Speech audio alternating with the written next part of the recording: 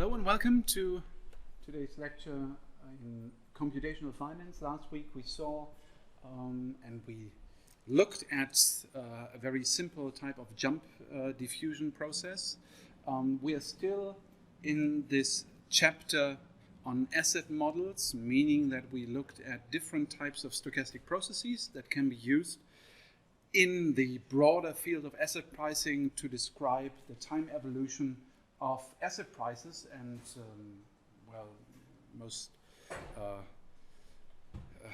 most interestingly, I guess, stock prices, of course. And jump diffusion processes were one type of these asset models that, in addition to being a geometric Brownian motion, we included a jump diffusion component that allowed the process to jump up or to jump down at more or less random times, and this was the result. These were two paths of a jump diffusion process, with the jumps being governed by a Poisson process, and again the result was. Let me just get this here. Okay, and these were two paths simulated from such a jump diffusion process, and you can now use these simulated paths further on in option pricing. So this is where we stop our discussion of asset models now, and we now want to look a little bit more in detail onto option pricing and financial derivatives. So we'll start with a short discussion of different types of derivatives. You might have seen this in other lectures already, but we'll shortly discuss and summarize most of the better known plain vanilla options, and then we'll move on to option pricing. If you want to read a little bit more on this, you can have a look at the textbook by Vollmer and Sheet, Stochastic Finance, an Introduction to Discrete Time. This is actually written by two mathematicians, and this is rather a mathematics textbook in stochastic analysis and in mathematical finance, but this is an excellent textbook in this field. So you can take the Vollmer and Sheet textbook. I'm pretty sure you are well aware of the definition of an option and of a derivative, but nevertheless I'll shortly state this here again. What is an option? An option is a security that certifies the right but not the obligation to buy or sell an underlying security. Usually this will be a stock, and thus it's a conditional transaction that takes place in the future. Physical delivery is not necessarily required, physical settlement, but we can also have cash settlement, meaning that, for example, you take as an underlying, let's take oil, you have an option on oil as an underlying. You don't want oil to be physically delivered, and you don't want the contract to be physically settled, but you only exchange the differences in the prices. One side has to pay the other side the difference, and then you'll have cash settlement. At this point, it's interesting to know that from a theoretical standpoint, financial derivatives are quite different from regular securities. And you can see this especially and quite interestingly when it comes to market liquidity. Why is that? If you think of a stock, of a regular security, of a stock or a bond, these markets are usually in positive net supply, meaning that you start with an empty market, a company issues stocks, and it creates stocks that at first simply lie around somewhere, and you always have a positive net supply. If you subtract demand, the short positions, from the long positions, the net supply is always positive, meaning that if you don't have any short positions, there will always be a positive number of stocks that can be traded. With derivatives, it's the opposite.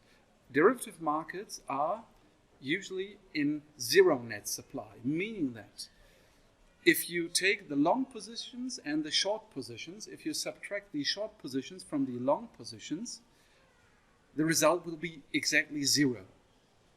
The net supply is zero, meaning that for every long position, you have one matching identical short position. This is quite clear here. If you want to write an option, you need a counterparty. You necessarily need a counterparty that enters the option contract as the counterparty in the short position. If you don't have such a counterparty, the option will never come into existence. That's the difference to a stock. If the company issues a stock, the company does not need a counterparty to write the stock, to write a bond. It will try to sell it, but the security already exists.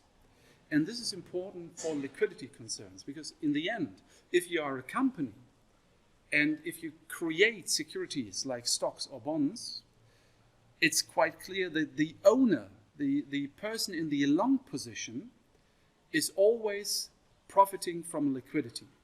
If I own a stock, liquidity concerns me because I now might be forced to sell it off. In the option contract, both sides might be interested in liquidity.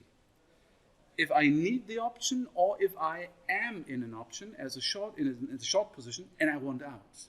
So liquidity plays into the hands of both sides, and the role liquidity plays in these markets is much more obscure than in markets with positive net supply. Is that clear?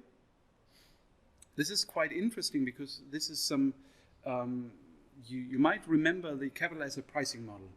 And almost, I guess it's more than 10, 12 years ago, two researchers from New York University, from NYU, came up with the idea of enriching and extending the capital asset pricing model to the case of a liquidity factor.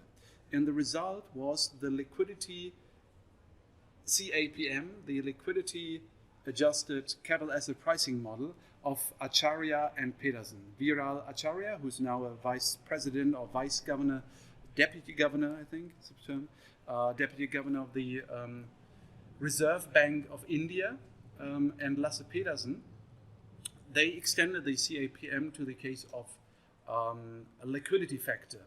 And what they show for stocks is quite clear. Who profits from liquidity? The owner of a stock. If I have a stock, if I'm the owner of a stock, I will pay a premium for more liquidity. Why? In case I need to sell it, liquidity is beneficial to me. And then, a couple of years ago, I think 5 or 6 years ago, there was a Journal of Finance paper by Dion Bongartz. I remember Dion Bongartz and I've forgotten the rest of the authors, at least Dion Bongartz from Erasmus University in Rotterdam. They took the model of Acharya and Pedersen, and they showed that it cannot be extended to option markets, to derivative markets. Why? Because liquidity, it's not clear from the start which role liquidity plays in option markets. And they extended it, and they showed that liquidity and liquidity risk play a different role in derivative markets. Okay. And this becomes quite clear here. For every long position, you need to have exactly the identical short position. Otherwise, the option will never come into existence. Which option types do we have? Broadly speaking, we have European, American, and Bermudan options. European, American, and Bermudan options are three types of options that only differ with respect to the time they can be exercised. European options can only be exercised at the end of the term, at maturity. American options can be exercised at any point in time, and Bermudan options can only be exercised exclusively at certain points of times, and these times are reoccurring. So you have European, American, and this is, for example, a Bermudan option. So you have the possibility to exercise the option at these points in time, but not in between. That's the difference. Why is it called Bermudan option? Well, the Bermudan Islands lie directly between America, not directly exactly, but they are right between Europe and America. We can distinguish simple call and put options. These are usually referred to as plain vanilla options. Plain vanilla, because it's the simplest and most general type of flavor for ice cream you have. Sorry. And the most interesting and distinguishing feature of an option is its payout profile, its payment profile. So for a European call and put, we have these payout profiles. Remember that if you put something in brackets and you write it like this, it means that it's 0 if it's negative, and it's the term in brackets if this one's positive. So in other words, the payout profile for a call is simply ST minus K for ST minus K 0, otherwise. Very simple. And you've probably seen this already in other lectures. For a call, you can see you have the right to buy the underlying for a fixed price. The fixed price is the strike K, and you will only exercise the option if the difference is positive. Otherwise, you will let the option expire. For a put, you have the right to sell for a fixed price, and you will only sell in case you have a profitable price. That is the case if K is larger than ST, the final underlying price. This is, I think, clear. Okay. There are also, in contrast to plain vanilla options, you also have exotic options. What are exotic options? These are options in which the payout profile is more complex. There is no strict definition when an option is still a plain vanilla option or when it is exotic. At least no definition I'm aware of. I would usually define the difference between a plain vanilla option and an exotic option by the availability of an analytical solution from the Black-Scholes model. If you take an option and you have an analytical pricing formula from the Black-Scholes model, then it's definitely a plain vanilla option. If you have no analytical solution from the Black-Scholes model, then it's an exotic one. And one example is an up and in call option. The holder of the option has the right to acquire one share at the exercise price, K at maturity T, if the share price has exceeded a limit B larger than the maximum of S0 and K by then. So what kind of option is this?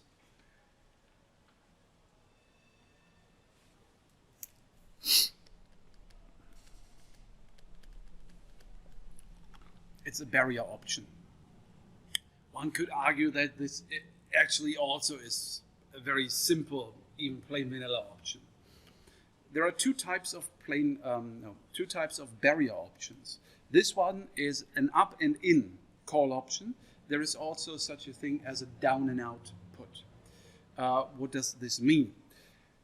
It's a plain vanilla call or put with the additional feature that the call will expire or will only get active if a certain barrier or a threshold has been crossed. And in this case, you will only get a payout if, that's why up and in, if the option has become active. It has been activated by the stock price, the underlying price, crossing the threshold B. the barrier. That's an up and in call option. This is the second alternative. It's an up and out call option. Holder of the option has the right to acquire one share at the exercise price if the share price has not exceeded a limit. Then this is an up and out call. And maybe a better example of an exotic option is this third one here, the look back put option. What is that?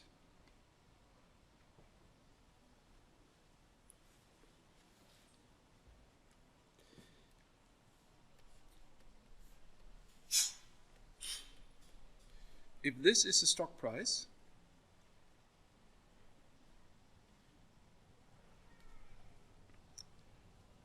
what is the payout?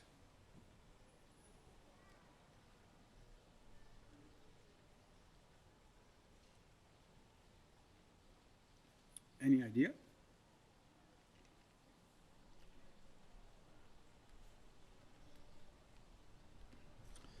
This is the maximal stock price. This is S capital T.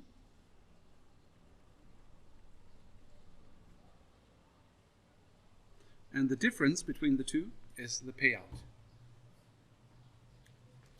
As you can see, if the final stock price would have been up here, you would have let the option expire.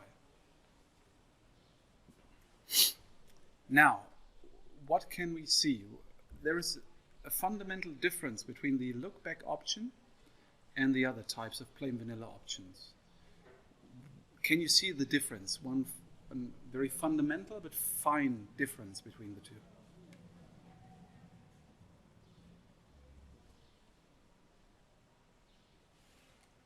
Even for the barrier options. For the plain vanilla options and the barrier options, the payout profile only depended on the terminal value of the stock, of the underlying price.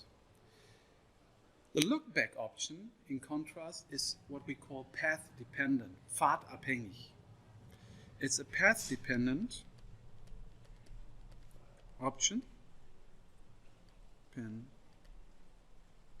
meaning that you have to look at the complete set of underlying prices to calculate the payout profile of the option. That's what we call a path-dependent option. Okay, so these are some classic plain vanilla and exotic options. If you want to learn more about these types of options, you can also take a look at the financial risk management script. We now want to look a little bit more into the pricing of these options. We've already seen the Black-Scholes model, and the Black-Scholes model is very elegant pricing model in continuous time. What we'll look at now in this chapter is the binomial model, the trinomial model, and then Monte Carlo simulation and pricing options via finite differences. And with the background of the Black-Scholes model, you will see how all these different methods are intertwined, how they interact, and how you can price an option using different methods on a computer. Now, it's quite clear our aim is still finding an arbitrage-free price of an option, of a derivative. We want to know what is the fair price of such a derivative in a functioning market, in an efficient market. And intuitively, we can distinguish two parts of an option price. The first one is the intrinsic value of a call option. It results, for example, from the difference between the current price of the underlying less the strike. Even now, we can see whether an option is at the money, in the money, or out of the money. Is everyone clear on what these three terms mean? For example, if I have a call option, if the strike is 100, I can buy for 100. In the current stock price as 0, is 70. Why would I, right now, why would I use the option? I can buy for 70, the strike with the option I can buy for 100. I will not use the option right now. So the intrinsic value in this case would be 0. Right now, the option is worthless. If the current stock price were 150, if I were to exercise the option right now, I would immediately make 50 euros profit. So the price of the option has to be higher than at least 50 because it could be exercised right now without any risk. So the intrinsic value shows you what is the option worth right now. And you have a time value. You can still wait and you can still try and hope for the option to appreciate in value. So even in this case that I can buy for 100 and the stock price is currently at 70, I could still hope for the stock price to go up to 150. I can bet on it. And then this is the second part of the option price, the time value. I can still hope. In German we have the same, Zeitwert, innerer Wert, intrinsic value is innerer Wert. And yeah, the option price is made up of these two components. Now, we need some assumptions and we need to choose a valuation approach or valuation principle. There are several ways to do this.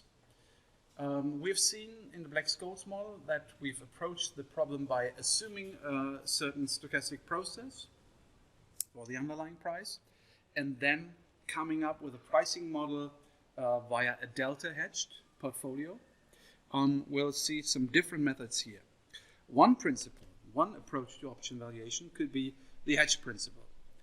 We construct a risk-free hedge portfolio from securities of the underlying and one option in a time-continuous model, and the option price can then be determined together with the assumption of arbitrage freedom, the market being arbitrage-free.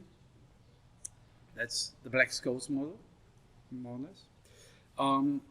We can also try to do option pricing via the principle of a self-financing arbitrage portfolio. That is, we use an arbitrage portfolio that consists of underlyings, options, and risk-free zero bond with the same residual term as the option, and the option, the portfolio, has a value of 0 and t equal to 0. And from this, it follows that the portfolio cannot assume a non-negative value, which becomes positive with a probability larger than 0 over time. Arbitrage portfolios are those portfolios, we refer to arbitrage portfolios in case you have a portfolio that goes long in one asset and goes short in other assets and finances itself from the short position. So an example would be that I buy the stock of BMW for 200 euros. So I need 200 euros. And I enter a short position on, say, Volkswagen in exactly the notional of 200 euros. So I will get 200 euros from my short position.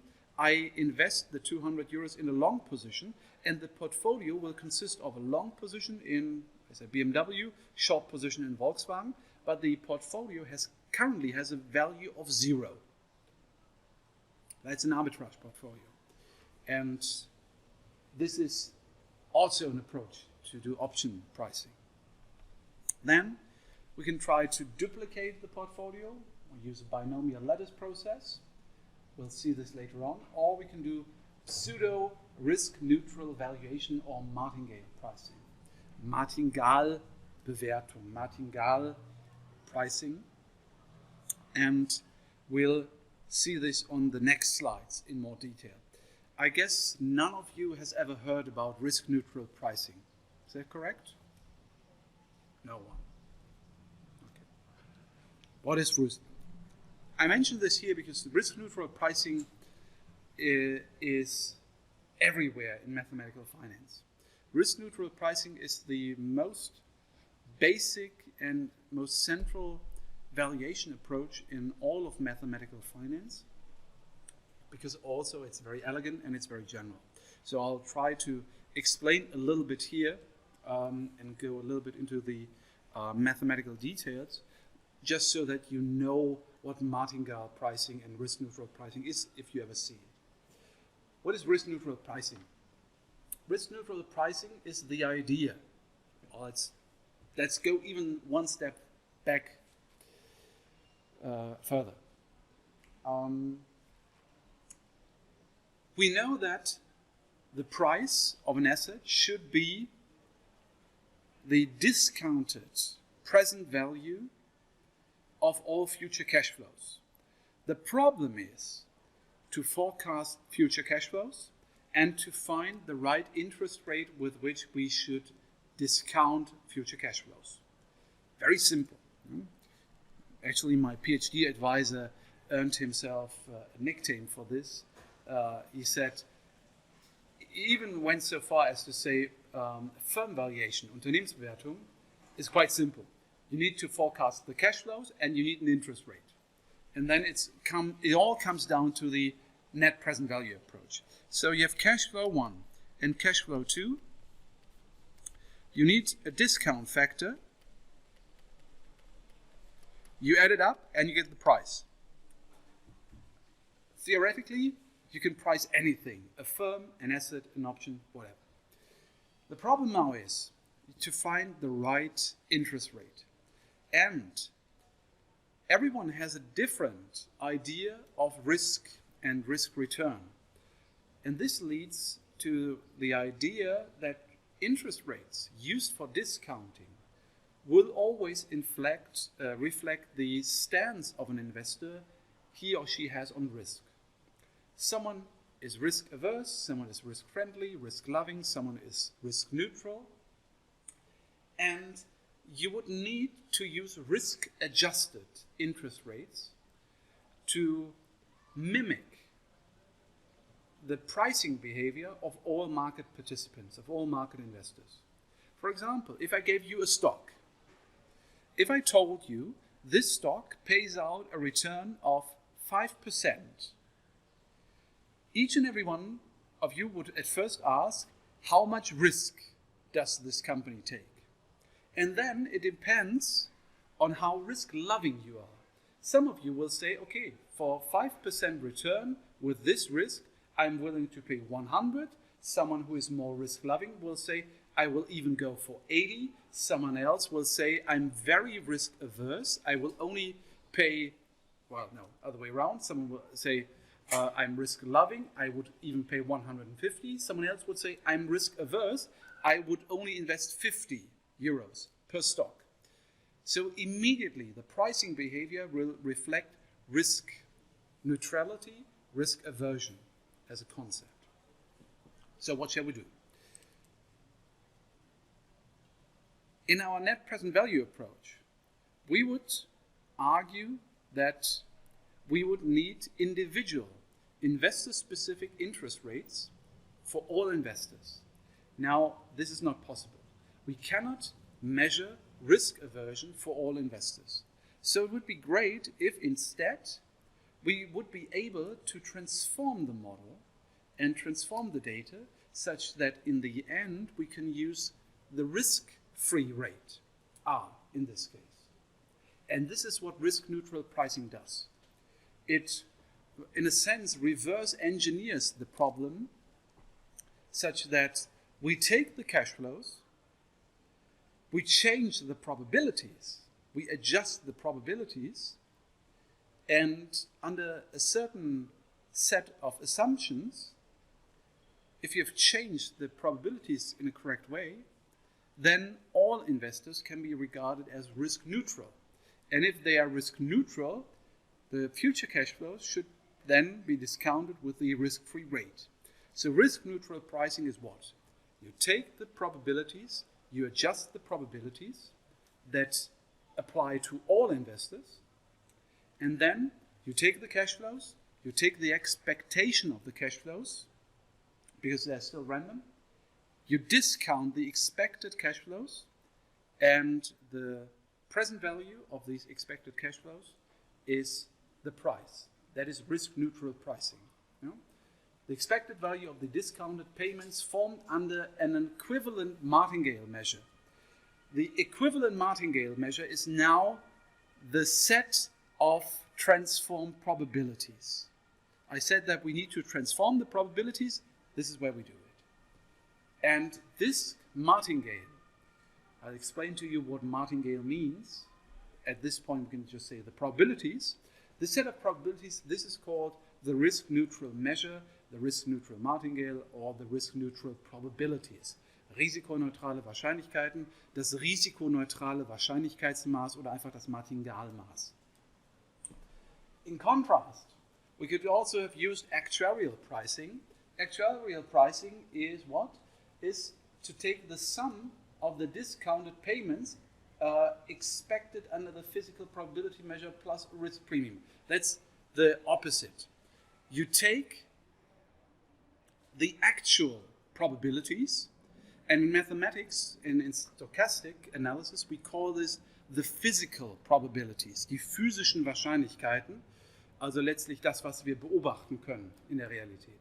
You take the physical probabilities, the physical probability measure, and if you do it the other way around, you take the expected future cash flows under the real probabilities, if you like, then you still need to add a risk premium to account for the differences in the risk aversions of all investors.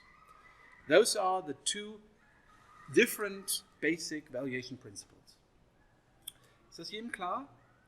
Also das eine ist das aktuarielle Pricing, das ist das, was Sie intuitiv eigentlich machen würden, wenn Sie einfach aus dem Kapitalwertkalkül rauskommen würden. Sie nehmen die zukünftigen Zahlungen, diskontieren die und dann nehmen Sie zwar den risikolosen Zinssatz, aber dann brauchen Sie noch eine Risikoprämie, um die Risikoaversion abbilden zu können.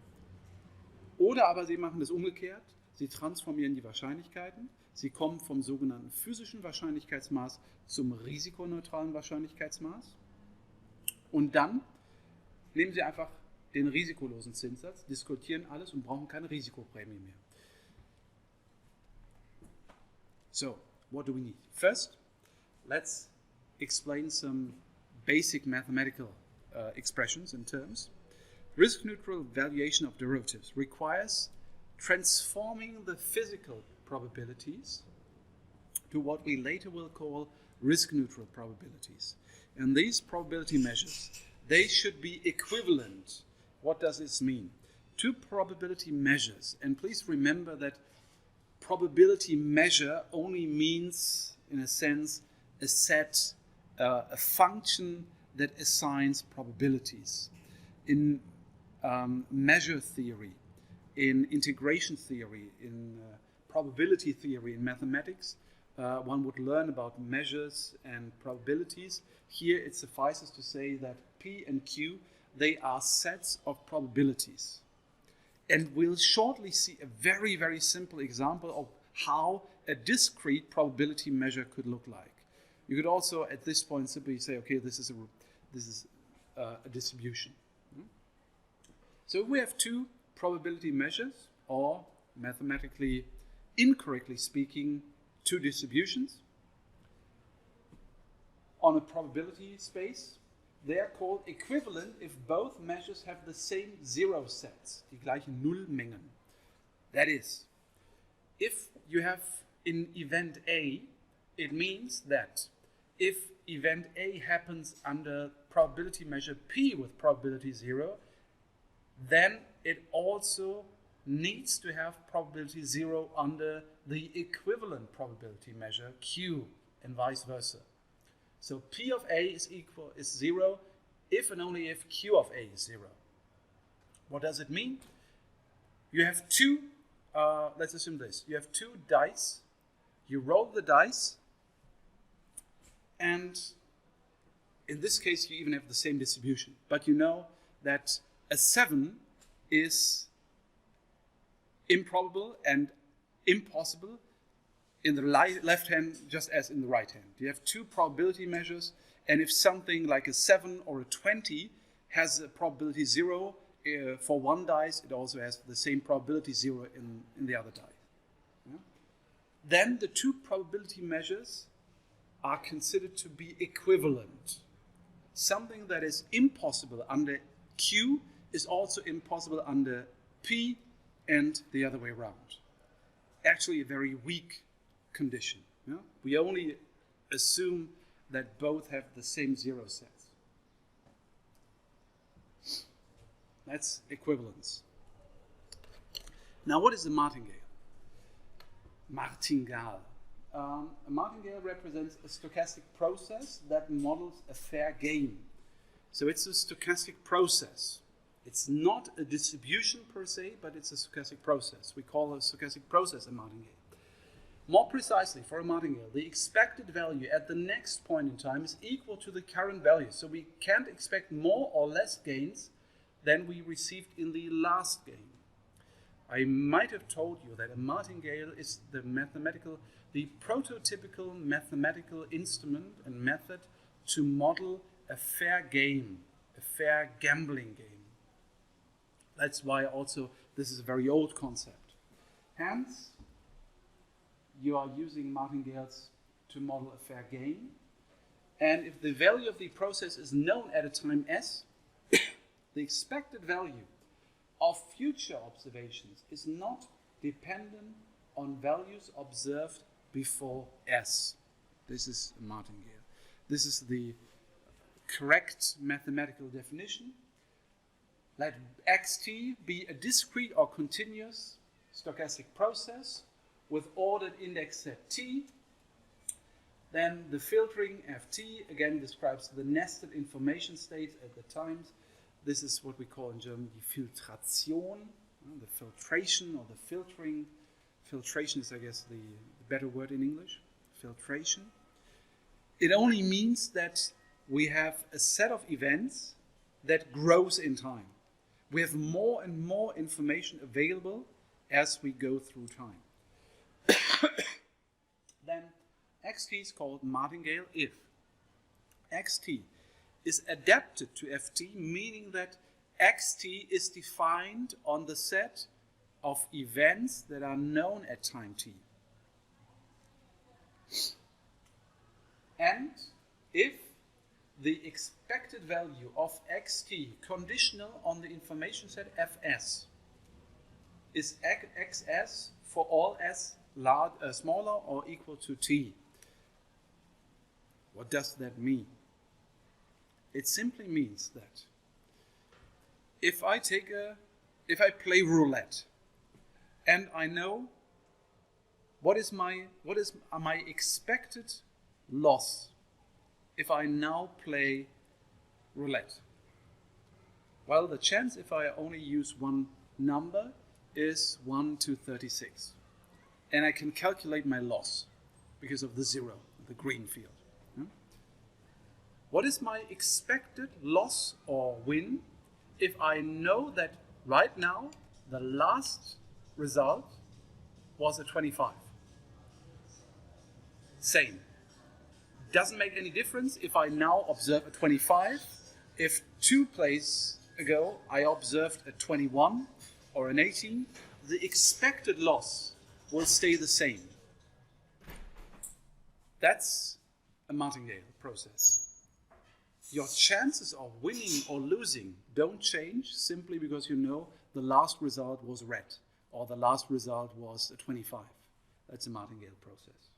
Very simple. And remember that here you see the expected value of xt conditional on fs. It again shows that we're not talking about what will happen in a definite way, but we are talking about the expected value. Well, that's a martingale. What is meant with an equivalent martingale measure? Suppose we have a pricing process xt under the physical probability measure p. Then we say that q is a martingale measure equivalent to p if xt is a martingale under q and if p and q are equivalent.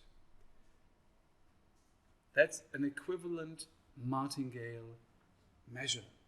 So we have a new set of probabilities. This set of probabilities is equivalent to the real life physical probabilities, and the pricing process under the new equivalent probability set is a martingale. And then if it's a martingale, it's a fair game, and this means it's arbitrage free. And this is what we call the first fundamental theorem of asset pricing.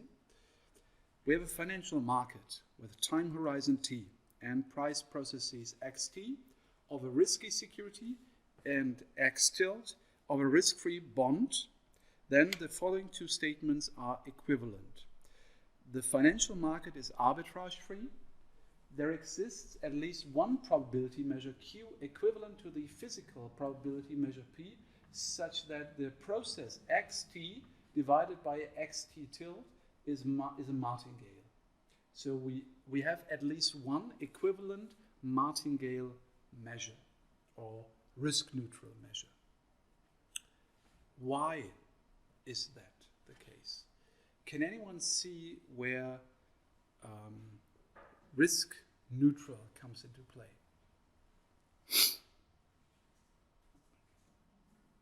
Actually, you can see something I've told you many, many times by now. What is xt tilde here?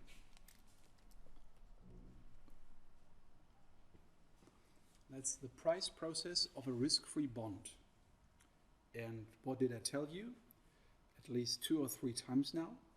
In mathematical finance, the prices of a risk-free bond are what? Again, remember, they are usually standardized to a notional of 1. And if you have a risk-free bond with a notional of 1, you can take the prices, and if you multiply other prices with them, you get the discount factors.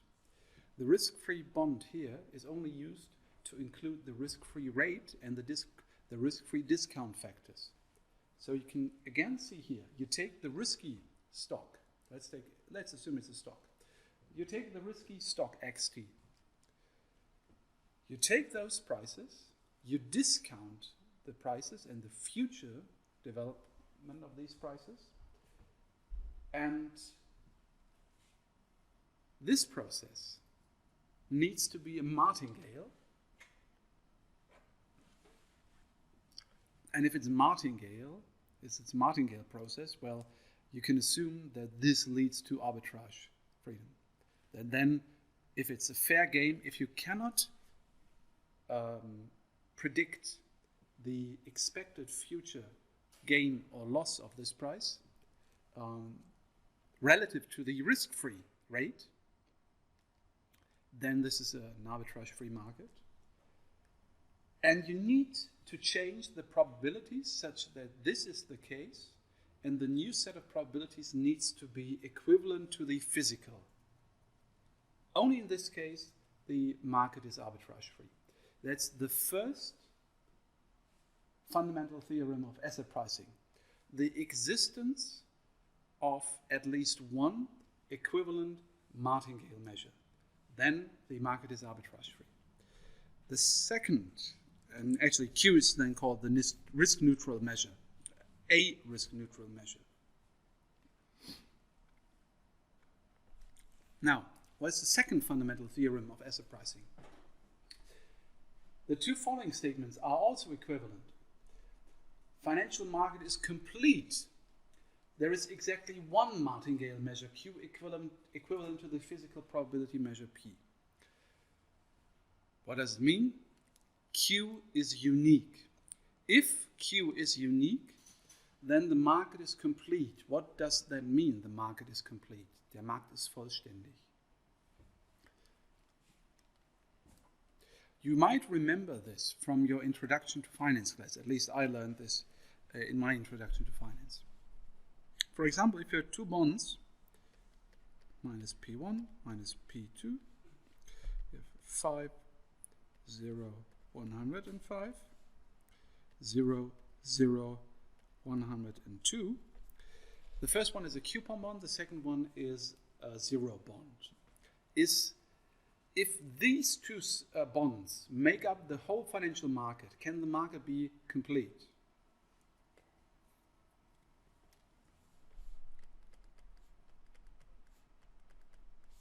No. How can it be complete? If you only have these two bonds available, if you want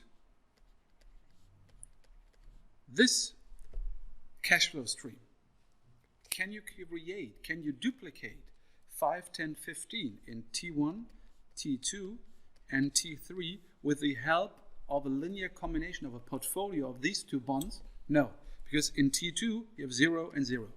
So this market can never be complete. Completeness in a financial market means that you can replicate any cash flow you like. And here, again, you can see that it's related to the market being arbitrage-free, but it's not exactly the same. This market can still be arbitrage-free. It depends on P1 and P2. But if the market is supposed to be complete, then the equivalent risk-neutral measure needs to be unique. Yeah. Is it realistic or is it just a theoretical assumption? Market completeness? Yeah. In this case here, this is purely theoretical. But it is highly relevant because this is one reason, or this is one argument that is brought forward in favor of derivatives. That they help markets, financial markets, to get near completeness and to offer investors ways to invest that are not possible without derivatives. Let me give you a little bit more background on that. You might have heard that political parties in the European Union, especially in Germany, every now and then are discussing a financial transaction tax, a Finanztransaktionssteuer. And one argument is that the majority of trading, especially in derivative markets, is only for speculation, so that there is no real value created by option trading and derivatives trading. However, from a theoretical standpoint, this is obviously nonsense, because derivatives definitely help financial markets to become complete. If you have an incomplete market, it's quite easy to show theoretically, and in some cases even in practice, to show that missing investment opportunities can be dangerous to investors. If you want to invest or if you want to divest, you will always profit from a complete and liquid market. And if you can show that a market is not complete, again, you can also see that the market being complete includes the market being arbitrage-free. So it's even an improvement on the market being arbitrage-free. So it's not, in this very simple example, of course, it's purely theoretical. But if you take financial markets and add not just one or two assets, but if you add complete asset classes, you can definitely see a steep increase in the market's completeness, and then you can see how the market's completeness and the evolution of financial markets has benefited investors. And again, everything else being equal, and assuming that all market participants stick to the rules and financial markets are regulated, derivatives, for example, used for hedging, increase welfare and are beneficial. It's only in cases they are used for different purposes, and if market participants don't stick to regulations and rules, that these products create problems. So that's the second fundamental theorem of asset pricing. Quite simple to remember. At least one Martingale measure arbitrage free. If it's unique, the market's also complete. We'll see an example now, and you see what is meant with a Martingale measure and this weirdly appearing change from probabilities that are real to theoretical probabilities. So the starting point for our first discrete option pricing model is a financial market in a one-period state space market. Market initially includes risk-free investment at interest rate R. And in addition, we have a stock with an initial value of S. At the end of the period, we only have two values, SU and SD. U for up, D for down. And we duplicate the financial security in T equal to 1 with a portfolio consisting of the risk-free investment and the stock. So, remember, in risk-neutral pricing, we have a cash flow. We take the expectation, but under the risk-neutral measure. And to show this, in mathematics, you write it like this. Usually you will refer to the physical probability measure as P, and then Q will be the risk-neutral measure. And to show that the expectation is built not under P but under Q, you write it like this: expectation under Q of the cash flow. And if we are in discrete time, we know, okay, times 1 over 1 plus R, and this gives us the price. And this is exactly what we have down here. For the option, it's very simple. The future cash flow is C1. Take the expectation, discount it, but remember that you need to calculate the expectation not under P, but under Q. This is risk-neutral pricing. We need to change the probabilities first. I'll again say this in German. Und ich sage das deswegen, weil es mich auch Jahre gebraucht hat, bis ich das mal verstanden hatte. Risikoneutrale Bewertung lässt sich auf den einfachen Satz reduzieren: zukünftige Zahlungen mit dem risikolosen Zinssatz diskontieren, Erwartungswert bilden, fertig. Keine Anpassung des Zinssatzes, keine Risikoprämie. Das ist die heile Welt, wo jede Zahlungsreihe als risikolos angesehen wird, mehr oder weniger, und ich diskontiere sie mit dem risikolosen Zinssatz, aber nehme vorher eine Anpassung der Wahrscheinlichkeiten vor. Ja? Wenn ich jetzt also den Würfel hätte, oder machen wir es nochmal einfacher, linke Hand, rechte Hand, 50-50, hätte ich eine Wahrscheinlichkeit 50%, linke Hand, rechte Hand, Aktienkurs geht hoch 50%, Aktienkurs geht runter 50%. Und da muss ich jetzt sagen, diese beiden Wahrscheinlichkeiten, 50-50, die muss ich anpassen, sodass die Risikoaversion und die Risikoeinstellung, dass die wiedergespiegelt wird. Und dann nehme ich trotzdem meinen risikolosen Zinssatz R. Wie sieht das dann aus? Fangen wir mal an. Let's start. We want to do this in discrete time in the binomial model. The stock price can go up or it can go down. That's binomial model. The factor U or D govern how much it can go up or how much it can go down. And we start from the price S0. So the underlying price can then go up and it can go down. So S1 is S0 times U, and S1 can also be S0 times D. So SD at the next point in time. Now we know we have D as the probability. U and D, those are the probabilities that the stock can go up and it can go down. It's included in there. And we know that we need to find the risk-neutral probability measure. And in this case, this very simple case, the probability measure is nothing but one probability. Auch das sage ich nochmal auf Deutsch. Wahrscheinlichkeitsmaß ist in der Mathematik natürlich ein etwas komplizierteres Konzept. Das ist eine Funktion, die allen Ereignissen eine Wahrscheinlichkeit zuordnet. Hier in dem Fall ist aber ein Wahrscheinlichkeitsmaß simpelst, nämlich das ist einfach diese Menge Q1 minus Q. Wahrscheinlichkeit und Gegenwahrscheinlichkeit. Jetzt in stetigen Wahrscheinlichkeitsverteilungen und in anderen Fällen wäre das Wahrscheinlichkeitsmaß natürlich ein bisschen umfangreicher, ein bisschen komplizierter, aber das ist wirklich der einfachste Fall. In dem Fall ist wirklich Wahrscheinlichkeitsmaß gleich die Wahrscheinlichkeit. Okay. So we have one probability, that's Q, and 1 minus Q, and we don't know Q yet. We only know the physical probabilities.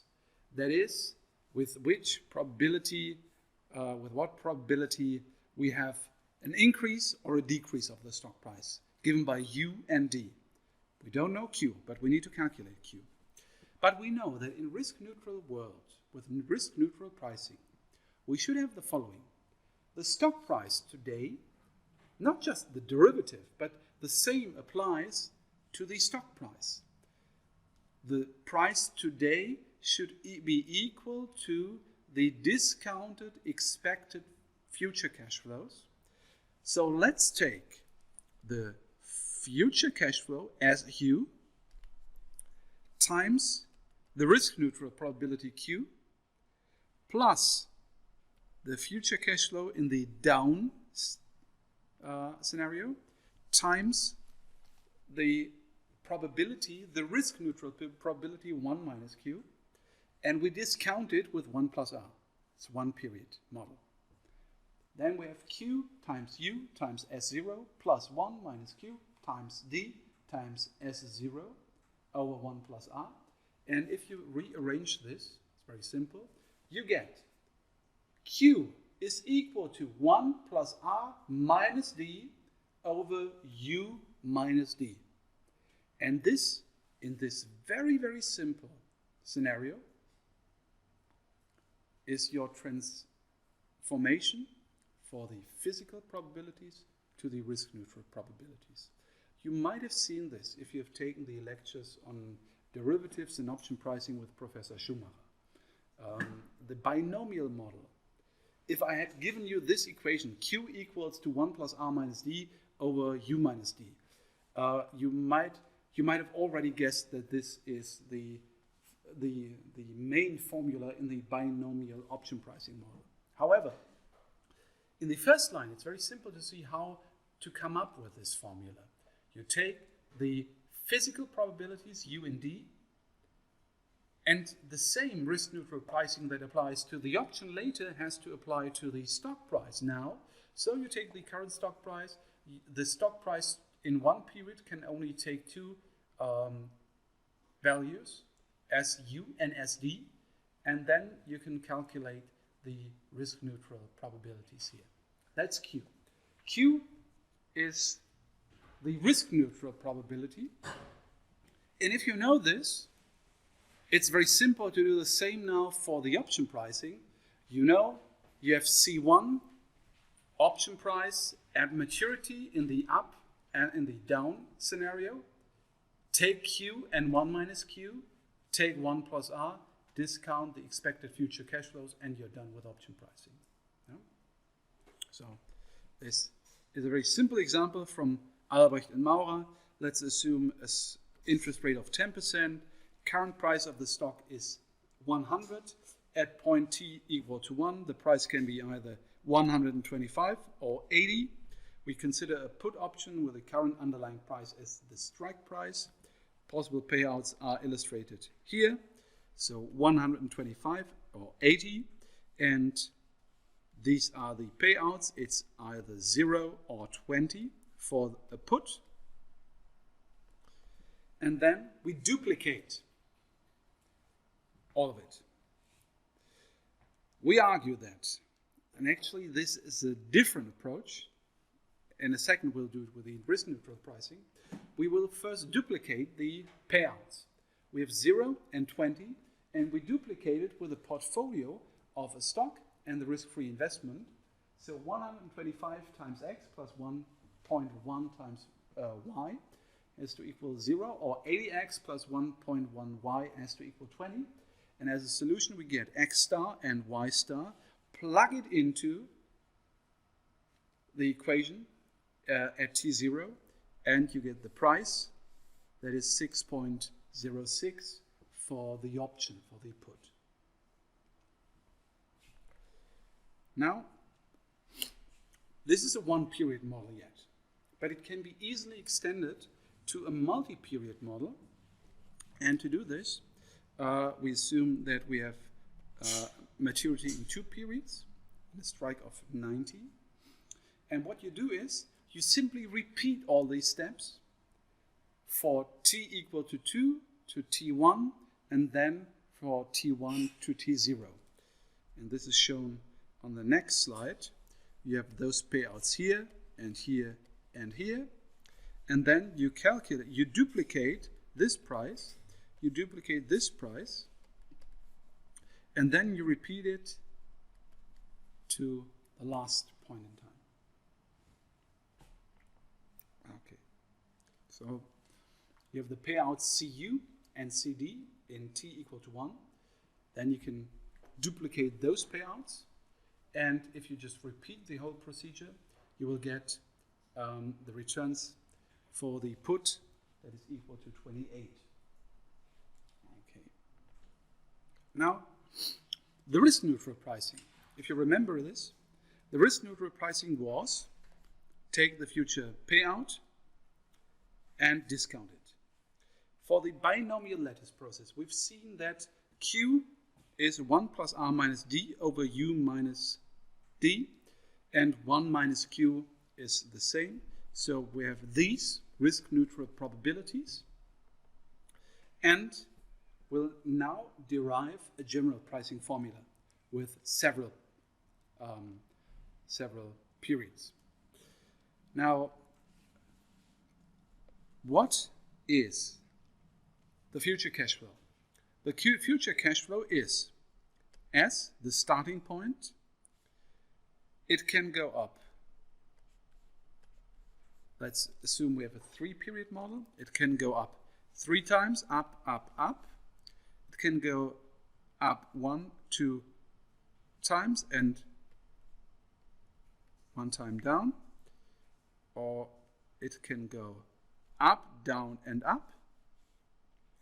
It can go down, up, and down, up, down, and down.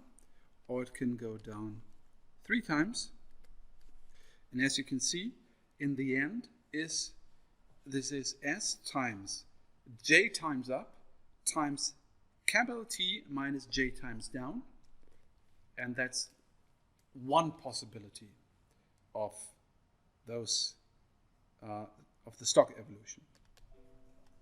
Let me erase this. So we need to calculate, first of all, the probability that the stock price will go up J times, and it will go down T minus J times. This is given by the binomial distribution. What is the probability? Is a simple earn model that if you have 10 balls, 3 are red, 7 are black, that if you take one ball out and you take one other one out, what is the probability to have 2 black balls in the end, or 5 red balls? This is the probability to go J times up and T minus J times down, and this is this probability here.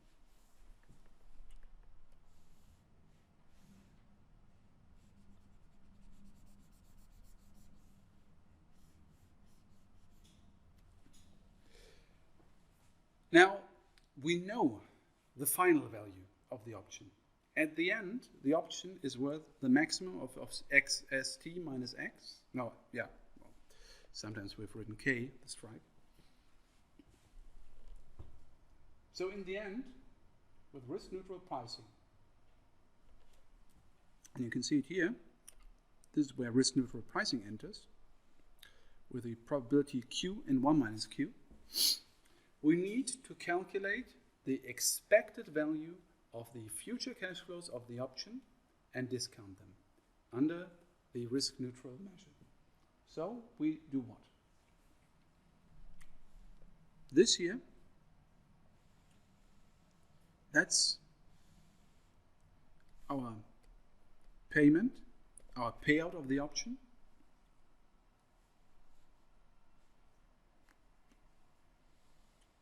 This here is the probability.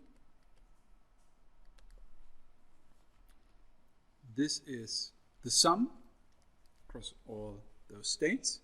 So we're building the expected value, and that's simply the discount factor. Clear? Also relativ einfach. Die Auszahlung ist natürlich die Auszahlung der Option im Zeitpunkt der Fälligkeit. Die Wahrscheinlichkeit ist jetzt hier in dem Fall gegeben mit der, korrigieren Sie mich, aber es ist die Binomialverteilung. Ne? Der Kommilitone. Binomialverteilung, oder? Ja. Ich war erst irgendwie am Überlegen mit der hypergeometrischen, aber genau. Ist ja auch ein einfaches Uhrenmodell. Ne? Wenn Sie sagen, wir haben 10 Zeitpunkte, wenn Sie schon 8-mal nach oben gegangen sind, können Sie nur noch 2-mal nach unten gehen. Ne? Also dann haben Sie genau den Klassiker mit dem Uhrenmodell, ja, 100 so und so viele Lottozahlen drin, ne? Und zwar mit zurücklegen, aber was passiert? Aber wenn Sie schon 3-mal nach oben gegangen sind, können Sie halt nur noch maximal 7-mal nach unten fahren bei 10 Versuchen. Gut, wir bilden den Erwartungswert. Im diskreten Fall ist der natürlich nichts anderes als die Summe der mit den Wahrscheinlichkeit gewichteten Ereignisse.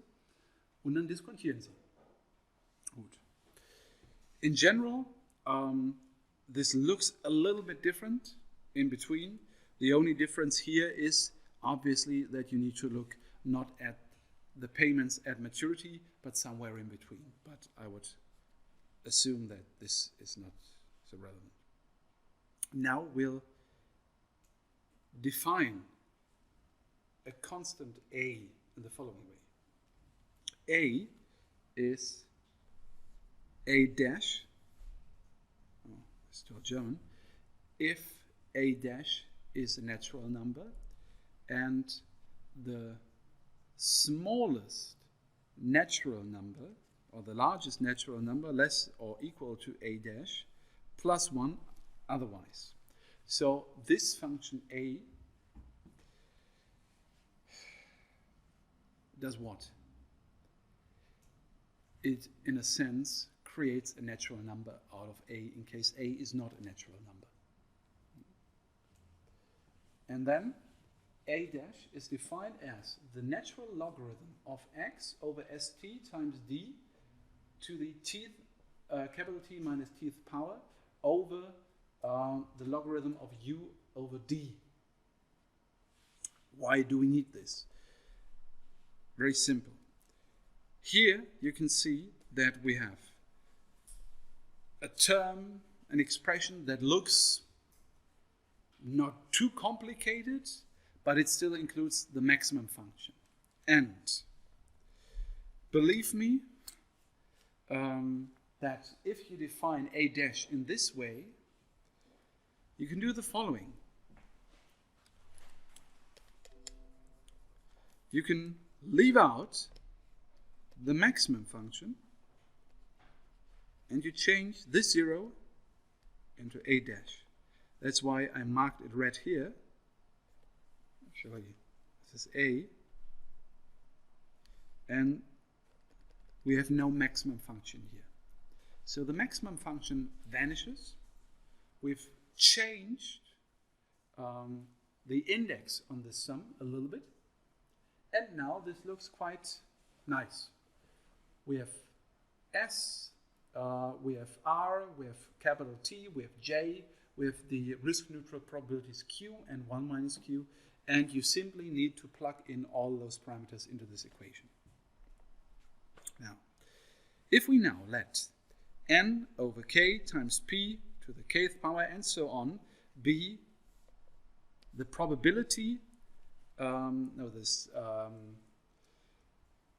this is actually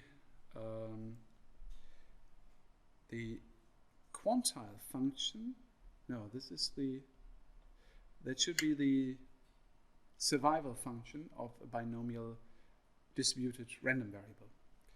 If you take this, you can see the following. In the binomial model, in the end, if you substitute even this expression for the probabilities, you get the following result for the option price at any point in time t.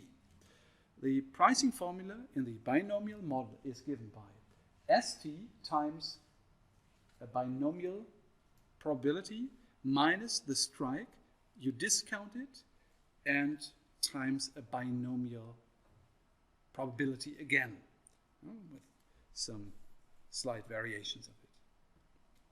Now here at this point, we've done what? We have done pricing with a risk-neutral measure under the assumption that the stock price can only go up and down. We've calculated those risk-neutral probabilities from the fact that you can immediately price the stock, and the same set of probabilities that applies to the stock also has to apply to the option. The option payouts are given, and you take the option payouts, you discount them with the risk-free rate, and you calculate the expected value using the risk-neutral probabilities, and then you calculate and calculate and calculate, and in the end, you can see that you get this pricing formula. The interesting thing now is that you might know this from statistics, that if you increase the number of trials, if you shift from a discrete random variable that is binomially distributed to a continuous random variable, the binomial, or the limit of the binomial distribution, is given by the Gaussian distribution. And then it is no big surprise that in case you have an infinite number of time periods, if you increase the number of points in time here, the binomial distribution goes to the normal distribution or Gaussian distribution, and what do you get? The Black-Scholes model. It's very simple that here, if this becomes n d1, and this here becomes n d2, and then of course this here is the exponential function, but apart from that it's the same formula. So, quite simply, the Black-Scholes model is a special case of the binomial model if you increase the number of points in time and you go from a discrete model to a continuous time model. Das Black-Scholes Modell ist ein Grenzfall im Binomialmodell. Nämlich dann, wenn Sie unendlich viele Zeitpunkte betrachten, wenn Sie also von diskreter Zeit in die stetige Zeit wechseln, dann strebt die Binomialverteilung im Grenzwert gegen die Normalverteilung. Dann ersetzen Sie das einfach hier. Die diskrete Verzinsung wird die stetige Verzinsung, aber dann haben Sie hier letztlich genau die Black-Scholes Preisformel. Okay. Now the binomial model is arbitrage free exactly if and only if 1 plus r is between d and u. In this case, the binomial model is complete, and there is a unique equivalent Martingale measure Q.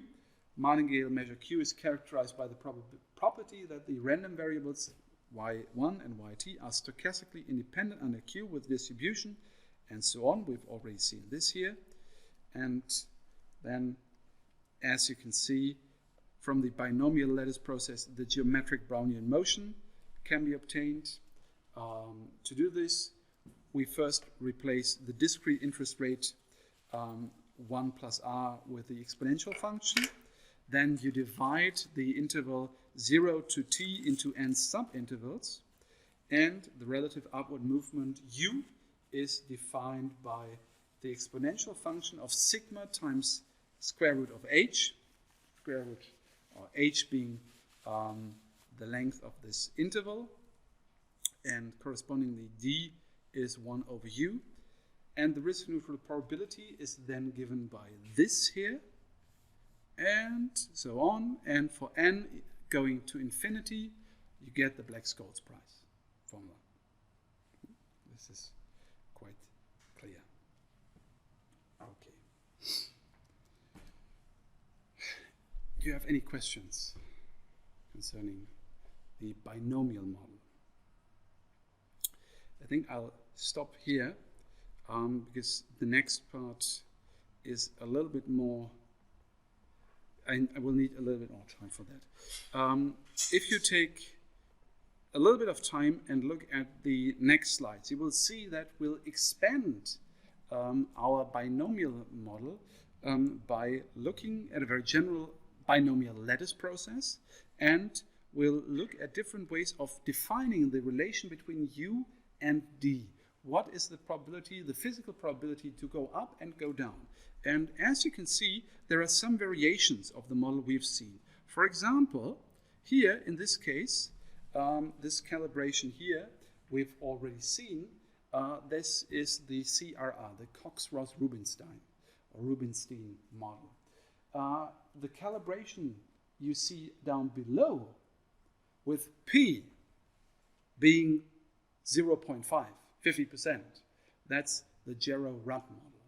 So you can still, because we haven't really talked about what the probability is to go up or to go down. We only talk that it is possible that it can go up and it can go down, and based on that information we calculated how, based on these two states, the stock price can be in, how the risk-neutral probabilities should look like. And here, what we do now is we say, well, we have a probability 1.5, and P here is the pseudo-risk-neutral probability. And if we do it the other way around, for example here, if we say the risk-neutral pricing should be done under the probability 50%, then this will change the model such that U and D will have to look differently. So there are several possibilities to do this on the binomial lattice process, and you can have a look at this example here. It's a little more more complicated in the sense that we now have 6 time periods, and we'll go on and then we'll do the same model in MATLAB again here in MATLAB, and we'll discuss this, I guess, next week when we have a little bit more time. Okay, but again, you see here, we'll start next week with risk-neutral pricing. C1 and C2 times the risk-neutral probabilities discounted should equal the price. Okay. Any questions? Okay, no questions. Then thank you for your attention and see you next week. Thank you.